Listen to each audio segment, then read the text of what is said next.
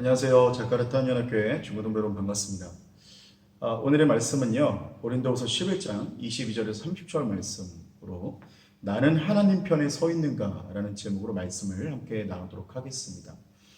흔히 우리 청소년들에게 못생겼다 라는 말을 하면 거의 마음이 무너지죠. 절망에 빠집니다. 그렇죠. 거의 대부분 우리 학생들 보면 외모가 굉장히 예민하고 민감한 시기이기 때문에 청소년들에게 야, 너 못생겼다 그렇게 얘기하면 굉장히 그날은 정말 잠도 안 오고 얼마나 상처가 되겠습니까? 그런데요, 여러분 생각해 보세요. 여러분 우리 교회에 남자 선생님들 있잖아요.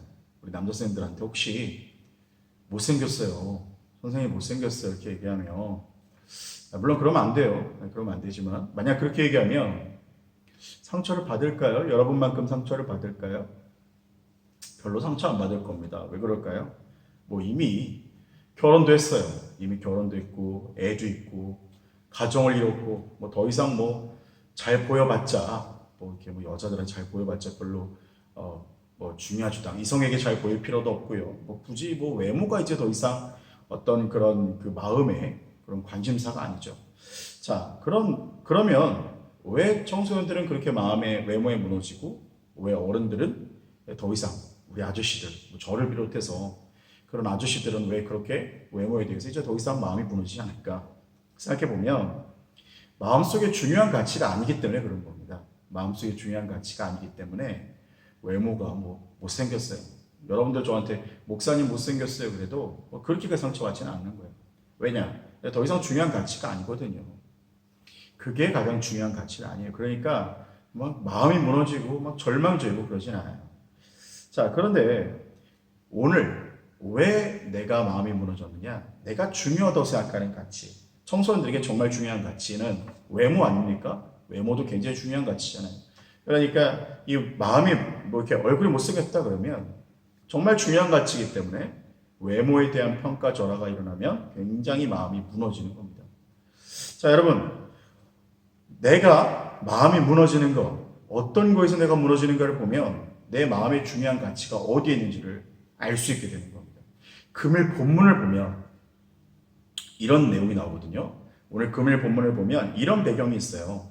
고린도 교회라는 교회가 있었습니다. 고린도 교회라는 교회가 있었는데 이 교회에 거짓 교사들이 들어와서 복음을 어지럽히고 사람들을 미혹시키는 그런 아주 교회를 어지럽히게 하는 나쁜 사람들이 들어왔습니다. 거짓 교사라는 사람들이. 자, 그런데요, 이 사람들이 뭘로 사람들을 미혹하느냐? 자기들의 스펙, 그리고 자기들의 어떤 외모, 자기들의 어떤 그런 외적인 모습들을 가지고 사람들을 미혹하기 시작합니다. 자, 그런데 그들을 흔들고 교회를 힘들게 했고 바울은 그에 반해서 설교도 좀 부족했다고 그렇게 전해주고요. 이렇게 글은 굉장히 잘 썼지만 그러니까 신약의 대부분이 바울이 썼잖아요. 굉장히 글은 잘 썼는데 그런데 설교는 조금 부족했고요. 그리고 또 치명적으로 또 대머리고 그러니까 외모도 그렇게 볼품이 없었던 것 같아요. 그렇기 때문에 그런 바울보다는 거짓 교사들을 오히려 더 용납하고 그랬던 이 고린도 교회의 모습을 보는 이 본문의 배경입니다. 자, 그런데 이 바울은 이런 상황에 대해서 굉장히 답답해합니다. 그들이 스펙도 있다고 그러고 나는 어떤 혈통이다 그러고 이런 걸로 자랑을 하니까 바울이 이제 이런 부분에 답답한 거예요. 복음이 자꾸 변질이 되고 복음이 자꾸 세속화되고 복음이 어려워지고 자꾸만 복음을 어지럽히고 교회를 어지럽히니까 바울이 이 상황에 대해서 답답해하면서 이렇게 말을 합니다. 22절에 이렇게 말해요. 그들이 히브리인이냐? 나도 그러하며 그들이 이스라엘이냐? 나도 그러하며 그들이 아브라함의 후손이냐? 나도 그러하며.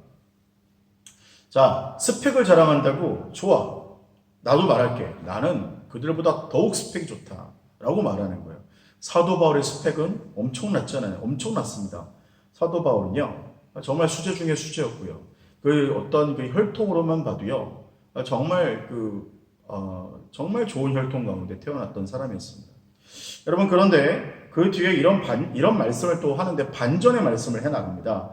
23절 말씀 이렇게 말해요. 그들이 그리스도의 일꾼이냐? 정신없는 말을 하거니와 나는 더욱 그러하도다. 내가 수고를 넘치도록 하고 옥에 갇히기도 더 많이 하고 매도 수없이 맞고 여러 번 죽을 뻔하였으니 이렇게 말씀을 23절에 합니다. 자, 여러분 다 보세요. 그리스도의 일꾼이라고 나는 더욱 그렇다라고 얘기를 합니다. 그러면서 수고를 넘치게 하고, 그리고 옥에도 갇히고 매도 수없이 맞고 여러 번 죽을 뻔했고, 그리고 40에 하나 강한 매를 맞았고, 그리고 3번 퇴장으로 맞았고, 그리고 돌로 맞고 강도 동족 이방인 시내 광야 바다 거짓 형제 중에 위험을 당하고 수고하고 자지 못하고 목마르고 굶고 춥고 헐벗었다. 성경에 이렇게 나옵니다. 그가 받았던 고난에 대해서 이렇게 나오는 것이죠. 여러분이 바울이 기가 막힌 고난에 대해서 이야기를 해요. 이 스펙에 대해서 자랑했던 거짓 교사들에 대해서, 그 스펙에 대해서 바울이 야, 난 스펙이 더 좋아라고 얘기를 하면서 바울은 도리어 자신의 연약했던 것들, 자신이 고난을 받았던 것, 자신이 교회를 향해서 어떤 박해를 받았는지, 얼마나 죽도록 고생을 했는지, 얼마나 연약해졌는지 여기에 대해서 이야기를 합니다. 그런데 여기서 끝나지 않아요. 놀라운 일을 우리가 보게 되는데 28절의 말씀은 이런 고난을 겪고 그 다음 28절 이렇게 말하고 있어요. 이외에 이런 고사하고 아직도 날마다 내 속에 눌리는 일이 있으니 곧 모든 교회를 위하여 염려하는 것이라. 아멘. 현대인의 성경을 28절, 29절로 이어서 보니까 이렇게 말하고 있습니다. 이런 일 외에도 날마다 여러 교회에 대한 염려 때문에 내 마음은 무거웠습니다. 누가 약해지면 내 마음도 약해진 기분이었고 누가 죄를 지으면 내 마음도 아팠습니다. 여러분 한번 생각해 보십시오. 이 고난을 겪잖아요. 이런 큰 고난을 겪으면 내가 복음을 위해서, 교회를 위해서 이런 고난을 겪으면 당연히 그때부터는 사람은 어떻게 해야 돼요? 나만 생각해야죠. 나만 이기적으로 생각을 하고 나는 이제부터 이렇게 고난을 겪었으니까 이제 어떻게 할까라고 그런 고민을 해야 되는 게 사실 사람의 인지상정 아니겠습니까? 그런데 바울은 이 고난을 겪고 나서 뭘 생각했다고 말해요? 바로 고난 외에도 여러 교회, 즉 하나님의 나라에 대한 염려 때문에 내 마음이 무겁다라고, 그리고 내 마음이 눌렸다라고 얘기를 하고 있어요. 그리고 또 하나 뭐 있습니까? 나의 지체된 성도, 그러니까 우리가 한 몸 된 성도가 나와 한 몸인 성도, 그러니까 우리가 그 교회의 성도라는 것은 한 몸을 얘기하는 거 아니겠습니까? 그러니까 한 몸인 성도가 누가 약해지면 내 마음도 약해졌어요. 그리고 또 한 몸인 성도가 누가 죄를 지으면 내 마음도 아팠어요. 여러분, 그러니까 사도 바울은 어떤 것이 최우선이었던 사람이었어요? 난 스펙도 좋아. 난 이런 고난도 겪었어. 난 이런 연약해지기도 했고 난 이런 약함도 있어 라고 자랑을 했는데, 사실은요, 사도 바울이 진짜 중요하게 생각했던 건 뭐냐면 이런 게 다 있는 와중에 나는 가장 내 마음을 아프게 하고 힘들게 하고 내 마음을 눌리게 하고 했던 것, 내 마음을 정말 무너지게 하는 것. 아까 제가 사람이 중요하게 여기는 거에 마음이 무너진다고 말씀을 처음에 드렸잖아요. 사도 바울은 그 마음을 무너지게 하는 것이 바로 하나님의 나라 그리고 교회에 대한 걱정이었어요. 여러분 한번 생각해 보세요. 하나님의 나라가 최우선이었던 사람, 그리고 하나님의 나라를 생각했던 사람, 바로 그 사람이 바울이었어요. 또 그런 바울을 쓰실 수밖에 없는 하나님이 쓰실 수밖에 없던 사람, 바로 그 사람도 바울이었습니다. 여러분 며칠 전에 한 학생이 저에게 이렇게 얘기했습니다. 가고 싶은 대학이 있어요. 목사님 기도해 주십시오 하고 저에게 부탁을 했습니다. 그래서 저는 기도하겠다고 약속을 했고 실제로 기도했습니다. 그리고 조언을 이렇게 했습니다. 뭐라고 조언을 했느냐면, 하나님 나라를 위해 쓰임받고자 하는 목표 의식만 분명하다면, 네가 하나님 나라를 위해 살겠다라는 그 목표 의식만 분명하다면, 그래서 그 하나님 나라와 영광을 위해서 이 대학에 필요하다라고만 네가 고백할 수 있다면, 하나님은 세상 어떤 대학이라도 너를 보내실 수 있다. 세상 어떤 것이라도 너에게 주실 수 있다. 저는 그렇게 이야기했어요. 여러분, 미국의 가장 위대한 대통령으로 손꼽히는 사람이 누구냐면 링컨입니다. 미국의 가장 위대한 대통령. 가장 인기 있는 사람을 투표하면 정말 놀랍게 예수님 다음으로 링컨이 뽑힐 정도로 미국에서는 정말 최고의 대통령이죠. 자, 그런데 이 미국의 링컨의 대통령이 노예 전쟁 때, 노예 그 해방으로 인해서 남북 전쟁이 있을 때요, 1년간 이 링컨이 이끌던 북군은 고전을 면치 못했는데, 이때 링컨이 얼마나 고민이 많았었는지 83kg의 몸무게에서 57kg까지 빠졌다고 해요. 그런데 이 북군의 첫 승전보가 백악관에 드디어 전달이 되었습니다. 자, 그러니까 옆에 있던 참모가 뭐라고 말하냐면 이렇게 축하를 전하며 말을 했습니다. 각하, 이제부터는 염려하지 마십시오. 하나님이 우리 편입니다. 우리 국군 편입니다. 라고 말했습니다. 여러분, 얼마나 좋은 말이에요. 하나님이 우리 편이에요. 여러분, 하나님이 저와 여러분의 편이었으면 좋겠습니다. 그죠? 그런데 링컨이 정색을 하면서 얘기를 하는 거예요. 뭐라고 말을 하냐면 내가 진짜 염려하는 것은 하나님이 내 편인가가 염려하는 것이 아닙니다. 제가 진짜 염려하는 것은 무엇이냐면 내가 정말 하나님 편에 바로 서 있는가 하는 것입니다. 내가 하나님 편에 서 있다면 하나님은 항상 내 편이 되십니다. 저는 이 교훈을 성경의 다윗을 보며 깨달았습니다.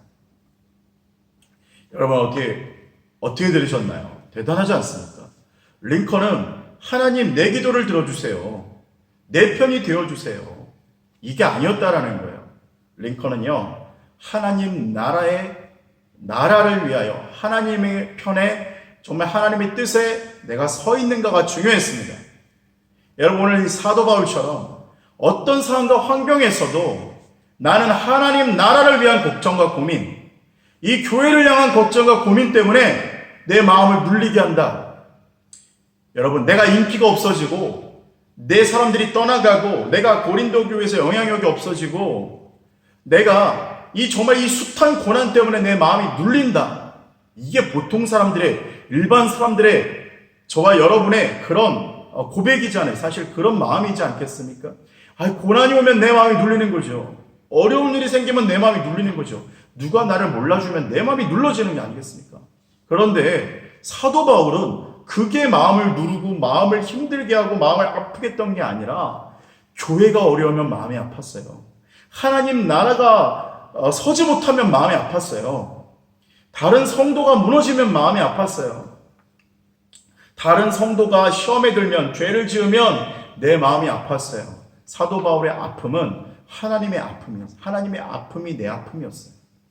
여러분, 이런 사람을 하나님은 쓰실 수밖에 없었어요. 아브라함 링컨 어떻습니까? 링컨은 어떤가요? 남북전쟁을 통해서 하나님이 가장 기뻐하실 만한 노예 해방을 위하여 전쟁을 하면서 성경을 보고 기도를 그 전쟁 가운데서도 2시간씩 기도를 하면서 나는 정말 하나님 편에 서 있는가? 나는 지금도 제대로 가고 있는가? 내 전쟁이 승리하는 것이 중요한 게 아니라 하나님께서 원하시는 대로 나는 길을 걸어가고 있는가? 하나님의 전쟁에 나는 정말 하나님 편에 서 있는가? 링컨의 고민은 그것이었습니다. 그러니까 하나님은 링컨을 쓰실 수밖에 없었어요. 사도 바울을 쓰실 수밖에 없었어요. 여러분, 우리의 삶도 마찬가지. 여러분 정말 하나님 나라를 위해서 마음이 눌리고 계십니까? 여러분의 모든 비전을 위해서 하나님 이걸 주세요가 아니라 하나님의 나라를 향해서 내 마음이 눌립니다. 하나님의 나라를 향해서 내 마음이 아픕니다. 하나님의 나라가 무너지고 이 죄악 가운데 있는 세상을 바라보면 내 마음이 아픕니다. 하나님, 나의 삶을 쓰세요. 나의 인생을 쓰세요. 하나님의 꿈이 있으실 거 아니에요. 하나님의 꿈은 뭐예요? 하나님의 나라가 다시 부흥되는 꿈 아니겠습니까? 하나님의 도와 율법이 다시 한번 회복되는 꿈 아니겠습니까?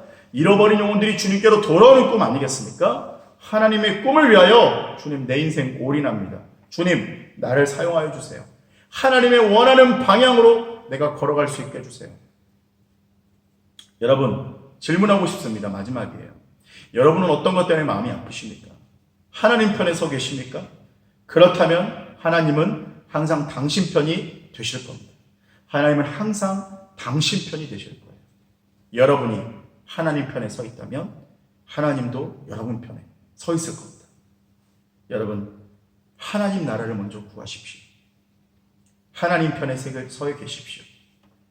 그리고 하나님 나라와 영광을 위해 저와 여러분의 인생을 주님 나라를 위해 올인하고 주님 나라를 위해 전부 바쳐버리고 주님 나라를 위해 나의 인생을 쓰십시오라고 고백하는 정말 주님께 쓰임받는 귀한 하나님의 사람들 되기를 저와 여러분 되기를 예수님으로 축복합니다. 기도하겠습니다. 하나님 감사합니다. 오늘 하나님 감사합니다. 우리 삶을 하나님께서 주장하십니다. 하나님께서 우리의 인생을 이끌어 가십니다.